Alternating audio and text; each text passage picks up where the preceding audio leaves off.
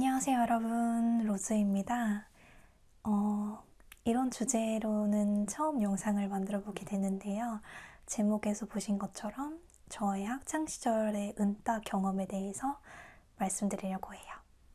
일단 요즘에도 은따라는 용어가 익숙한지 모르겠는데 왕따는 좀 대놓고 뭐 이렇게 신체적으로, 뭐 물리적으로, 정신적으로, 정서적으로 이렇게 완전히 가학행위를 하는 거잖아요. 대놓고 따돌리고 뭐 욕설을 한다든지 뭐 금품을 갈취한다든지 막 심부름을 시킨다든지 막 이렇게 좀 대놓고 괴롭힘 행위가 있는 것이 왕따라고 보통 한다면, 은따는 은근히 따돌림의 준말이거든요.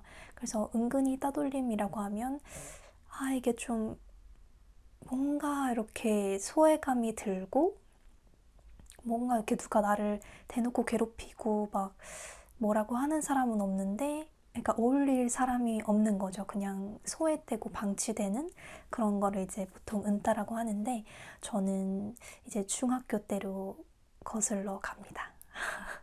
중학교 때로 가서 저는 굉장히 활발한 아이였어요. 그래서 딱 중학교 1학년이 됐는데 이제 모르는 친구들이 잖아요. 이제 다양한 지역에서 이제 초등학교 학생들이 중학교로 모이게 되는 거니까 초등학교 때와는 조금 다른 환경이긴 한데, 그런데 마침 초등학교 5학년 때 굉장히 친했던 친구가 딱 거기 있는 거예요. 그래서 너무 잘 됐다 해서 바로 이렇게 첫날부터 친구가 생겨가지고, 원래 있던 친한 친구니까 친구가 생겨서 그렇게 학교 생활을 잘했어요. 그리고 나서 학기가 진행될수록 더 새로운 친구들을 사귀게 되잖아요. 그래서 저희는 이렇게 한 5-6명 정도의 그룹, 몇 명이었지? 6명이네요.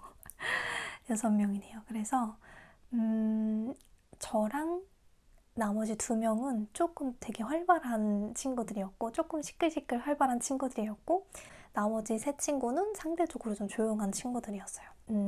어떻게 보면 이 영상의 주제인 친구는 이 시끄러운 3인방 중에 한 명이었는데, 제가 특히 그 친구랑 굉장히 많이 친했어요.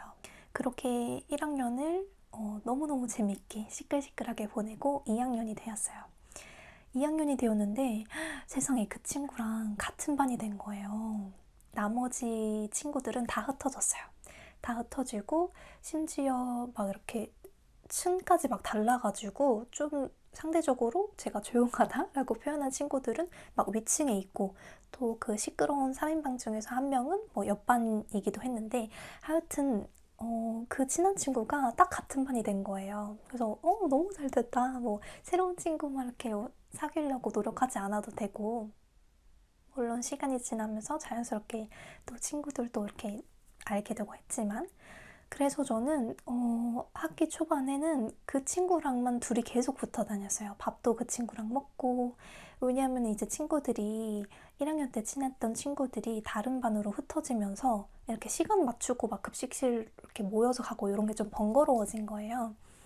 그래서 그 친구랑만 둘이 엄청 붙어 다녔어요. 진짜 왜 중학교 때 생각해보면 알겠지만 막 이렇게 여중생들이 낙엽 굴러가는 것만 봐도 까르르 거리고 엄청 즐거워하잖아요. 정말 그게 저의 모습이었어요. 진짜 아무것도 아닌데도 맨날 깔깔깔깔깔 웃고 쉴 새 없는 수다와 정말 재밌는 시간을 보냈죠. 근데 학기가 좀 무르익었다고 해야 되나? 무르익을 때쯤 그 친구가 이제 새로운 친구를 사귀게 된 거예요. 그 친구는 다른 반 친구였던 걸로 기억을 하는데, 근데 뭐 새로운 친구가 생긴다고 해서 제가 질투가 나거나 그런 스타일은 아니었어요. 너 친구 생겼어? 그럼 얘도 내 친구. 이런 느낌이니까. 그런데 이 친구가 그 친구랑 따로 놀기 시작하는 거예요. 이게 뭐 방과 후 이런 게 아니고 그냥 학교에서 쉬는 시간에 계속 그 친구네 반에 가 있고, 점심도 그 친구랑 먹고, 초반에는 아마 셋이 먹었던 것 같아요. 근데 점점 그 친구랑 둘이 따로 먹고, 또 그 친구들끼리 또 다른 무리를 만들어서 자꾸 그쪽 나 오늘은 얘네랑 먹어야 될 것 같아 이러면서 이렇게 따로 노는 거예요. 그래서 제 입장에서는 조금 이해가 안 가긴 했어요. 왜냐면은 저 친구들이 나를 막 불편해하고 싫어하는 게 아니라면 그냥 같이 먹으면 되는 건데, 이게 뭐 점심 먹는 게 뭐 팀 프로젝트를 하는 게 아니잖아요. 그냥 먹으면 되는 건데 굳이 따로 먹어야 되나? 이런 생각을 했어요. 그런데 뭐 좀 이상하고 섭섭하긴 하지만 알겠다. 뭐 그렇다는데 내가 뭐 나도 끼워줘 이럴 수도 없고 해서 저는 그냥 그 시끄러운 3인방 중에서 한 명이 바로 옆반이었다고 했잖아요. 그래서 그 친구한테 얘기를 해서 내가 그 친구가 다른 친구들 물이랑 먹는다고 해서 뭐 먹게 될 사람이 없다. 그래서 나랑 좀 먹자 해가지고 그 친구랑 둘이 먹었던 것 같아요. 아니면 그 친구가 이미 무리가 있었으면 이렇게 저도 끼워서 같이 먹었던 것 같거든요. 그래서 그렇게 하는데 이게 이미 거의 학기가 거의 여름방학 직전이었어요. 여름방학 직전이라서 이미 다 각자 무리가 만들어져 있는 상태였어요. 그래서 이게 뭐 학기 초였으면은 뭐 그래 뭐 새 친구들이랑 잘 놀아. 나는 뭐 또 새로운 그룹에 이렇게 만들면 되니까 하면은 되는데 이미 여름방학 직전이어가지고 다 그룹이 있어서 제가 낄 데가 없는 거예요. 끼면은 이제 소위 그때 말로 꼽사리 느낌이 되는 거죠. 굉장히 불편한. 그래서 제가 심지어는 그때 당시에 계속 막 옆반에 있는 친구한테 부탁하기가 좀 그래가지고 좀 제 스스로 좀 찾으려고 좀 비교적 규모가 작은 그룹? 한 이렇게 2명이서 먹는 친구들이 있었는데 그 친구들이 그땐 말로 엄청 막 놀고 막 양아치까지는 아닌데 그래도 좀 노는 친구들이었어요. 좀 노는 친구들이었는데 그룹이 2명밖에 안 되고 좀 짝꿍을 한번 했었나? 좀 그랬어가지고 밥 같이 먹자 이렇게 했는데 흔쾌히 알겠다고 하는 거예요. 근데 그게 하루 이틀 며칠 반복되니까 조금 불편했나 봐요. 아무래도 좀 약간 외부인이 이렇게 침범한 느낌이 들어서 이렇게 둘이는 워낙 친했으니까 그래서 조금 조심스럽게 얘기를 하더라고요. 근데 미안한데 다음부터는 우리 둘이 먹어야 될 것 같아 라고 해서 저도 이제 눈치껏 알아듣고 더 이상 물어보지 않고 알겠다고 미안해 여태까지 그래도 같이 먹어줘서 고마워 라고 표현을 하고 또 이제 옆반에 원래 중학교 때 1학년 때 그 친구였던 친구랑 같이 밥을 먹게 됐죠. 그래서 막 그 친구한테 얘기했던 게 기억이 나요. 이게 좀 그렇다. 이렇게 나는 얘밖에 모르고 뭐 의존까지는 아닌데 그냥 단짝 친구가 있으니까 저는 막 이렇게 새롭게 이렇게 영역을 막 넓히고 친구를 막 적극적으로 만들고 이런 생각이 별로 없었어요. 근데 이렇게 단짝 친구가 그냥 자기 새로운 친구들 생겼다고 그냥 완전 동떨어져 버리니까 내가 어떻게 될지 모르겠다 이러니까 친구도 좀 걔 좀 이상한데 좀 너무한데 라고 하더라고요. 그래서 이거 어떻게 해야 되나 그렇게 하다가 여름방학 전에 그 친구가 생일이었을 거예요. 생일이어서 제가 편지를 썼던 게 기억이 나요. 손편지를 이렇게 써서 막 생일 축하한다고 막 이렇게 쓰고 막 중학교 1학년 때부터 막 너무 즐거웠다 막 좋은 시간 보냈지 이렇게 쓰면서 제 속마음을 좀 적었어요. 좀 근데 너 이렇게 새로운 친구 사귀고 되게 즐겁게 보내고 있어서 나도 좋은데 사실은 조금 우리 사이가 멀어진 것 같아서 조금 마음이 그렇다. 내가 좀 소외감도 느끼는 것 같고 해서 너를 막 탓하고 그러는 건 아닌데 그냥 좀 알아줬으면 좋겠어서 이렇게 편지로라도 마음을 적어봐 이렇게 해서 편지를 건네줬거든요. 근데 답장이나 답변을 따로 듣지는 못했어요. 그냥 그렇게 저는 마음 표시를 했고 뭐 따로 이렇게 그 친구가 뭐 어떻다 저떻다 한 말은 없었고 그렇게 해서 여름방학이 됐어요. 여름방학이 돼서 사실 저는 되게 안도를 느꼈거든요.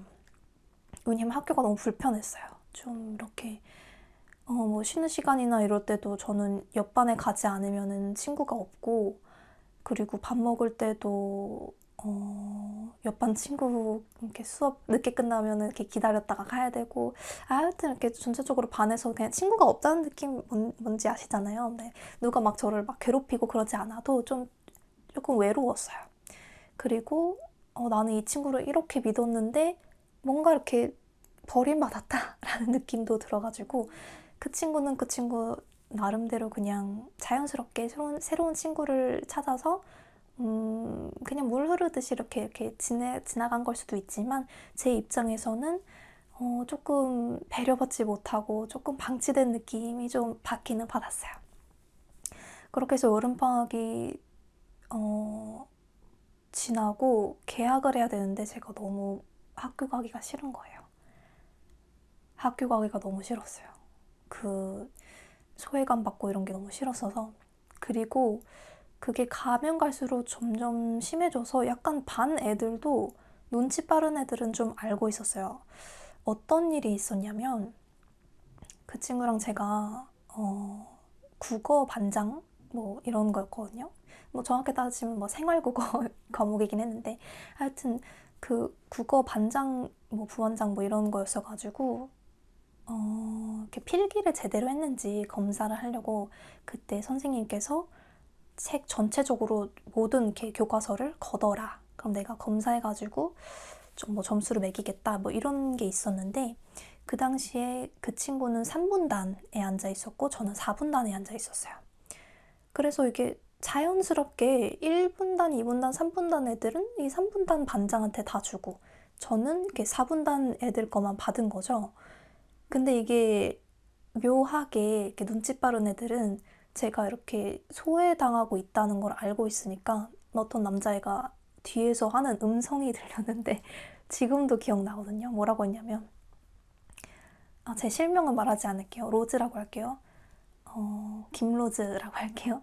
야, 저거 봐봐. 김로즈는 저거밖에 안 받았어, 책. 차이가 너무 많이 나는 거 아니야? 뭐 이런 말이었어요. 제가 막 토시 하나 안 틀리고 기억하는 정도는 아닌데, 그냥 좀 그렇게 가볍게 조롱하는 듯한 그 음성이 어린 마음에 너무 상처를 받은 거예요. 이게 막 4분단 애들까지 막 저한테 안 주고 얘한테 줬으면은 모르겠는데, 그냥 좀 자연스럽게 1분단, 2분단, 3분단 애들이 4분단까지 올 필요는 없잖아요. 더 가깝기도 한데.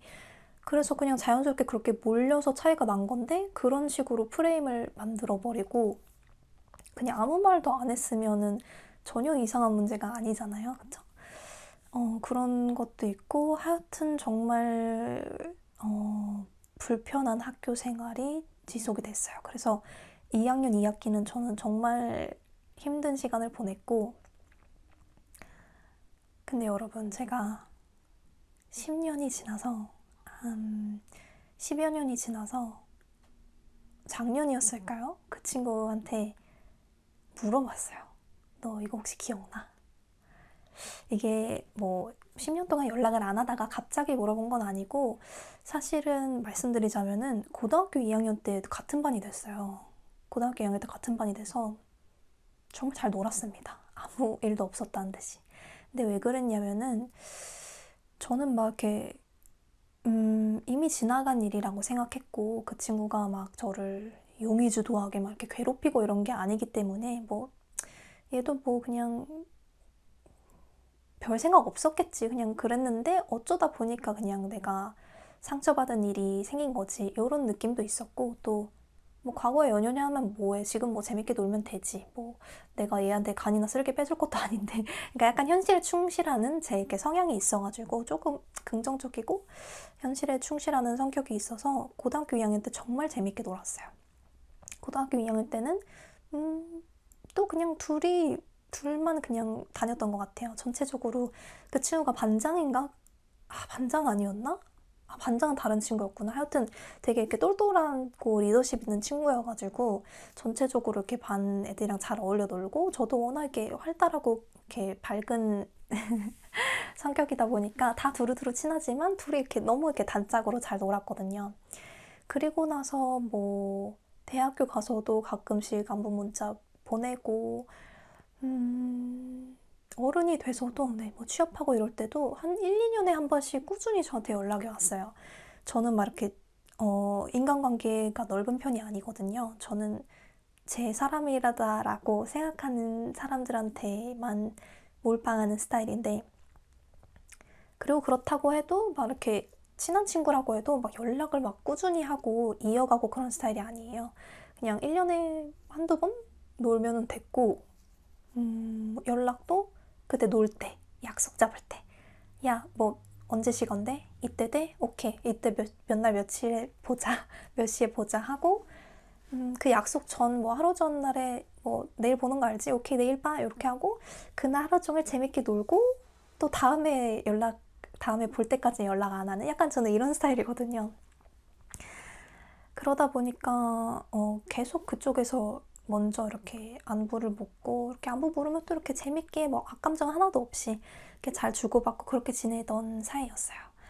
막 이렇게 주기적으로 막 1년에 한 번씩 보는 건 아니고, 그냥 뭐 시간 될 때 뭐 어쩌다 보면 뭐 5년에 한 번씩 보기도 하고, 그렇게 보내다가 제가 작년인가에 한국에 왔을 때 오랜만에 보게 됐는데, 그 말이 너무 하고 싶은 거예요. 너무 궁금한 거예요. 이 친구가 그 옛날에 있었던 일을 알고 있나? 자각은 하고 있을까? 만약에 하고 있다면은 어떤 감정을 가지고 있을까? 조금 미안할까? 아니면은 오히려 내가 이렇게 조금 예민하다고 생각을 하고 있으려나? 하여튼 궁금했어요. 그래서 물어봤죠. 야, 근데 내가 이 얘기를 전에 했는지 모르겠는데 진짜 궁금해서 그러는 건데, 너 옛날에 중학교 때 생각나? 너가 그 새로운 친구들 그룹 사귀면서 나 되게 소외감 느끼고 되게 힘들었거든. 너 기억나? 이렇게 하니까 기억이 안 난다는 거예요. 그래서 저는 어, 좀 놀라웠어요. 이게 뭐 흔히 말하길 뭐 가해자는 뭐 기억하지 못한다 뭐 이런 말들이 있잖아요. 근데 제가 이렇게 가해자 프레임을 씌우려는 건 아니고, 하여튼 이렇게 좀 이렇게 고생하고 마음고생했던 사람들은 아무리 작은 것들이라도 기억하는데, 뭐 당사자라고 표현을 해야 될까요? 하여튼 그런 마음고생을 이렇게 야기했던 어, 사람들은 기억하지 못하는구나. 심지어 저는 이게 일회성이 아니었고, 제 딴에는 일회성이 아니었고, 몇 개월 동안 이렇게 지속됐던 현상이고, 제가 편지로도 마음을 표현했는데 이거를 몰랐다고 말할 수가 있을까? 그래서 일단 거기서 조금 충격이었고, 한편으로는 조금 실망하기도 했고요. 그래서 미안하다고 하는 거예요. 나 진짜 몰랐다. 미안하다. 라고 하는데, 이미 몰랐다라는 거에서부터 저는 조금 마음의 문이 닫히더라고요. 이게 인정을 하고 사과를 했으면 모르겠는데, 이렇게 본인 상황 설명을 하기도 했어. 진짜 몰랐는데 내가 그때 당시에 그 사귀었던 친구가 되게 막 힘든 상황이었고, 지금 생각해보면은 막 이 친구가 잘못된 길로 갈 수도 있을 것 같아가지고, 막 이쪽 담임 선생님께서 얘 좀 잘 돌봐줘라. 그래서 자기가 없으면, 자기가 케어하지 않으면은 이 친구가 잘못될까봐 약간 책임감을 느껴서 더 그랬던 것 같다. 그래서 뭐 너 그럴 의도는 없었는데 너무 미안하다라고 하는데, 그래도 어린 마음이래. 어린 마음에 받은 상처인지라 풀리지는 않더라고요. 이게 좀 하여튼 이렇게 응어리진, 이렇게 얘는 알고 있을까라는 게 궁금증은 뭐 해소가 되긴 했는데, 이렇게 대화를 함으로써 뭐 이렇게 나는 이제 얘를 용서했다 뭐 이런 것도 아니고, 더 밉다 뭐 이런 것도 아니고, 그냥 그렇구나, 그냥 좀 씁쓸하달까요? 얘기를 안 하는 게 나았으려나? 하여튼 그런 생각이 들었어요. 근데 제가 이 영상을 만들게 된 이유는요, 뭐 이 친구를 뭐 저격하는 것도 아니고요. 저는 이 친구한테 악의 같은 거 없고, 과거는 과거일 뿐이고, 그리고 막 여러분들한테 막 이 친구를 뭐 온라인으로 막 처형해달라 뭐 이런 것도 전혀 아니고요. 그러니까 저격하는 거, 비난하는 거 아니고요. 제가 이 영상을 만들게 된 계기는 제가 당한 것들은 사실 정말 심각한 학교 폭력에 비하면 아무것도 아니잖아요. 아무것도 아닌데도 지금까지도 기억을 하고 있죠. 지금까지도 기억을 하고 있고, 그렇다고 뭐 지금 생각해도 막 악몽을 꿀 것 같고, 막 너무 마음이 힘들고, 배신감에 막 속이 막 들끓고 이런 거 전혀 없어요. 저는 제 현생을 아주 잘 살고 있답니다. 그런데 그때 당시에는 정말 매일매일 학교가 가기 너무 싫을 정도로 힘들었거든요. 이게 중학교면은 굉장히 감수성이 예민할 때잖아요. 친구가 삶에서 거의 가족보다 가장 중요할 때기도 하고, 그렇게 정서적으로 예민한 시기에 이런 일을 겪다 보니까, 그러면은 정말 제대로 된 왕따, 심각한 학교폭력을 겪는 친구들은 얼마나 힘들었을까. 그 친구들은 지금도 그 드라마에서 나오기 힘들지 않을까. 타인을 신뢰하는 방법을 어떻게 알까, 어떻게 극복을 할까 이런 생각이 들더라고요. 그래서 제가 여태까지 ASMR이 아닌 영상들은 거의 영어로만 제작을 했는데 이번에는 이렇게 가정의 달을 맞아서 뭐 어떻게 큰 연결고리가 있는지는 모르겠지만 그냥 한국 분들에게 어떤 이야기를 들려드리면 좋을까 고민을 하다가 문득 생각이 들었어요. 문득 생각이 들어서 한번 영상을 만들어 봤습니다. 그래서 여러분, 여러분들이 한 번도 이런 경험을 안 겪어보셨으면 좋겠고, 만약에 겪어보신 분들이라면 정말 위로를 해드리고 싶고요. 그리고 작게든 크게든 가해를 한 사람들이 있으면 정말 다시는 그러진 않았으면 좋겠어요. 다시는 그러진 않았으면 좋겠고, 그리고 꼭 이렇게 막 더글로리에 막 나오는 것처럼 뉴스에 우리가 기사화되는 것처럼 그 정도 수준의 학교폭력에 가담하지 않더라도 우리 주변에 조금 소외받고 그런 친구들이 있었으면은 한번 관심 있게 봐주시면 좋을 것 같아요. 내가 이렇게 원래 친했던 친구인데 요즘 조금 무슨 일이 있나? 내가 조금 소홀했나? 이런 부분들이 있으면 한번 물어봐 주시는 것만으로도 큰 힘이 될 것 같고요. 또 내 친구가 아니더라도 여러분 꼭 이렇게 서클 내에서만, 그룹 내에서만 내 친구들 이렇게 하지 말고 한번 주위를 둘러보세요. 좀 외로워 보이는 친구들이 있는지, 뭐 꼭 그 친구들을 막 1대1로 이렇게 막 책임을 져라 이런 게 아니라 그냥 뭐 얘기만 걸어줘도 달라질 수 있다고 생각하거든요. 그래서 오늘 이런 얘기를 한번 드려보고 싶었고,